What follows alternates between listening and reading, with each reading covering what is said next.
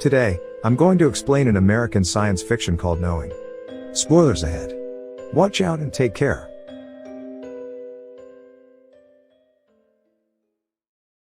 In 1959, a small girl, a recluse called Lucinda, is in school.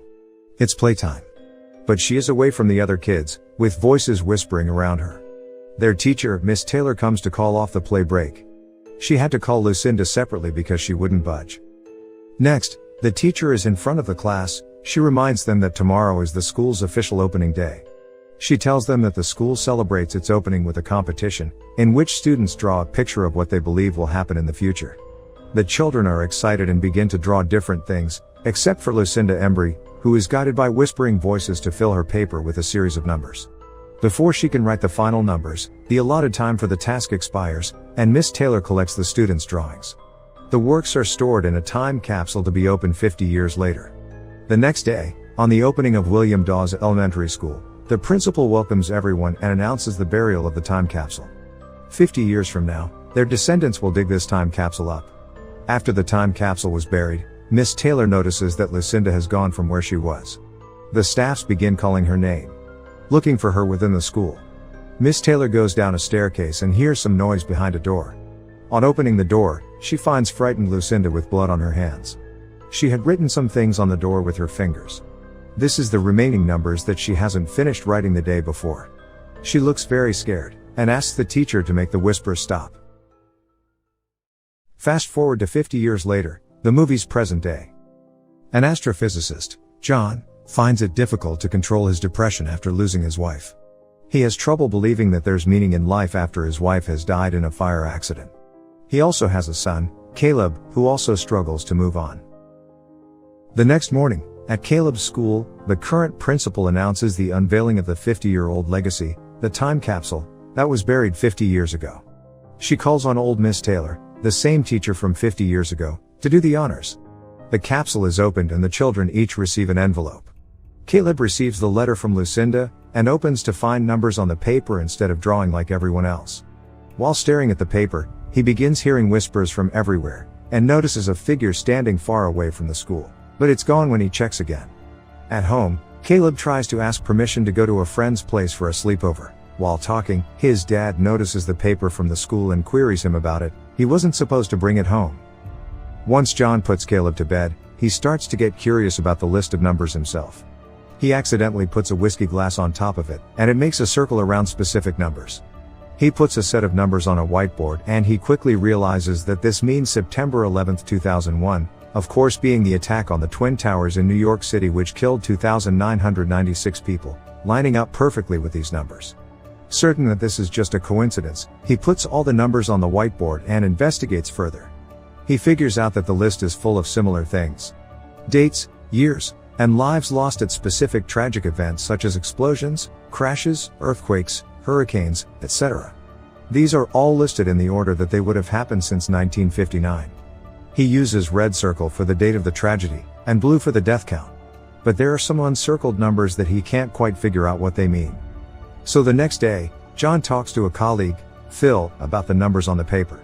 He explains that every set of numbers matches a major disaster in date and lives lost, and the predictions of the numbers have been consistent. Even the date his wife died was also there. John tells him there are 3 sets of numbers that hasn't happened yet, and one of them showing 81 people would die somewhere tomorrow.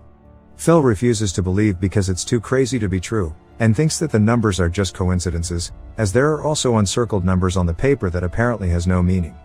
He suspects that someone may be playing a joke on John. John begins to search for more details. He goes to Miss Taylor, who was Lucinda's school teacher back in 1959, when the time capsule was buried.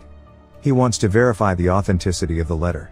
Miss Taylor confirms that this is the original, and tells John about Lucinda scratching on the door after the burial of the capsule, and the weird circumstances surrounding it.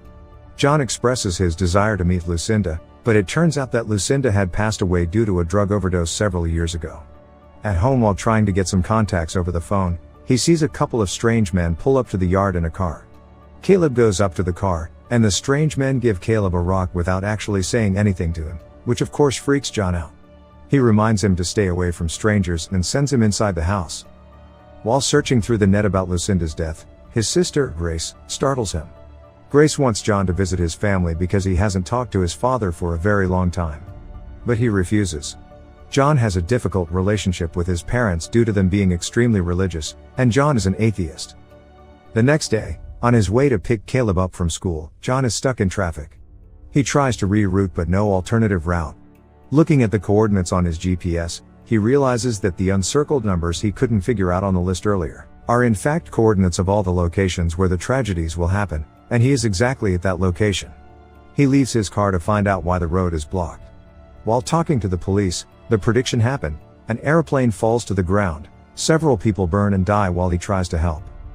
He goes back home while still having trouble believing what just happened. John goes online to search about the accident only to find the report stating that 81 people have died. At night, a strange man walks into Caleb's room. Caleb wakes up and the stranger shows him a revelation of everything being destroyed, while the animals are running for their lives. Caleb screams. His father runs into the room and carries him from the floor. John sees a strange man through the window while holding him up, and runs out looking for him, but he's gone. The next morning, John and his son trail a woman and her daughter to the museum. At the museum, he meets the woman and they introduce themselves. She's Diana, Lucinda's daughter. John later explains to her that he followed her to ask about her mother. Diana becomes upset at the mentioning of Lucinda. He explains that Lucinda's prediction had come true and only 2 remaining, and the last one will happen 3 days later, on October 19th, and 33 people will die. He needs her help. However, Diana leaves with her daughter Abby, saying she cannot help him. At home, there is news of a possible terrorist attacks. John searches the location of the next disaster using the GPS coordinates. He finds the location, a subway station, and tries to warn the police. John goes all the way to the subway station, and chases a guy he thinks is a terrorist into the train. The police follows them. They discover that the guy is just a petty CD thief. The train sets to move but they see a derailed train heading towards them, and there's chaos as everyone tries to escape. The train kills a lot of people, fitting the prediction once again. The next scene shows the survivors including John coming out of the debris, and the police and fire department trying to help. Returning home, he is surprised to see Diana and her daughter waiting for him. She proceeds to tell John that the last disaster left on the list is on October 19th, the same day Lucinda said she's supposed to die. Diana didn't want to talk with him about it in the first place because she hated the idea of knowing when one would die. Diana decides to bring John to Lucinda's former home, an old abandoned building where her mother used to hide from everyone around her. As they pull up, they realize that the last numbers on the list, which followed the date October 19th, weren't the numbers 33, but the backwards letters of EE, which they think are the initials of a name. At the house, John searches Lucinda's bedroom, where they found out that EE in the last prediction means everyone will die. He also finds many of those black stones in the house, like the one Caleb received. Outside, Caleb and Abby are in the car waiting for them to return. They both start to hear whispers and see those strange figures. The whispers call on them to come. Poor Abby almost got taken, but Caleb uses the car horn to call attention. John and Diana run to them, but the strangers were gone. John sights one of them and runs after them. Finally catching up to the man, he asks what he wants, but the man opens his mouth, and huge bright light comes from it, and he disappears. They return to John's house, and can't believe Lucinda predicted the death of everyone tomorrow, and this could be their last night together. The next morning, John wakes up seeing Abby's drawing. Suddenly, he realizes that the final disaster may have something to do with the sun. John finds that the last prediction, which is tomorrow, was in tandem with a research he had done about super flares from the sun hitting the rest of the solar system and destroying everything. He quickly goes to the observatory and checks on the recent readings of the sun, which shows abnormal levels of solar radiation. He thinks that a large solar flare may occur very soon, and that may be the cause of humanity's destruction.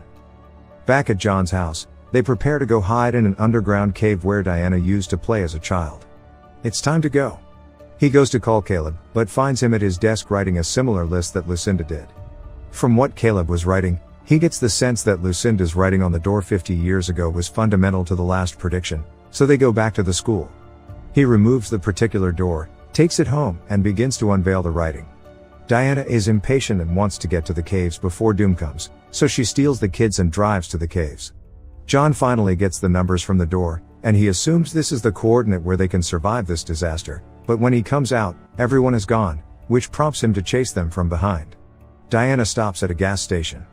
At the station, she watches the government announce that there's trouble coming and everyone should take shelter, preferably underground. Diana goes to call John to tell him where they are. John tells her that the safe haven might be at Lucinda's old home according to the coordinates, but she's scared and refuses to go there. While still on the phone, the strangers steal her car with the kids inside. She also steals a car, and tries to follow them, but runs into a half-truck. She breaks her neck, and later dies in front of John, at exactly 12 midnight according to her mother's prediction. John drives to Lucinda's abandoned home, and follows a car-ridden path into the bush. He finds many of those black stones there. Finally, he sees one of the strange men and threatens to shoot. Caleb stops him and tells his father that the strangers have been protecting them this whole time, and that they must go with them in order to be saved. It turns out that they were the ones who sent the messages about the major disasters trying to save humanity from being completely destroyed. They then reveal an ark up in the sky. John is astonished. It's time to go. But the strangers will only allow the children go with them. Only the chosen must go. Caleb cries. Caleb and his father say their last goodbyes. And the men turn to shining bodies, and the ark leaves. Up in the sky, many of such ark had come to several other places on Earth. They are also leaving. John wakes up in the morning on that ground. He navigates the now rowdy city to his family house. His sister meets him with a hug and he tells her, Caleb is safe. He enters the house and hugs his father, then his mother and his sister joins for a group hug. The sun flare starts to destroy everything, and takes them too in their group hug. As the movie ends, the ark drops the children at different places and goes away. Caleb and Abby run through the field towards a huge tree. Now, for the explanation. At the end of the movie, the beings who have been whispering into Lucinda's and Caleb's ears finally reveal themselves as a more evolved alien race, who have been selecting few humans and animals to save from the imminent destruction of the planet. Since there were other spaceships leaving the Earth, it's possible that these humanoids whispered the same messages to other people around the world. So, why were only the children taken? Aren't children too young to take care of themselves?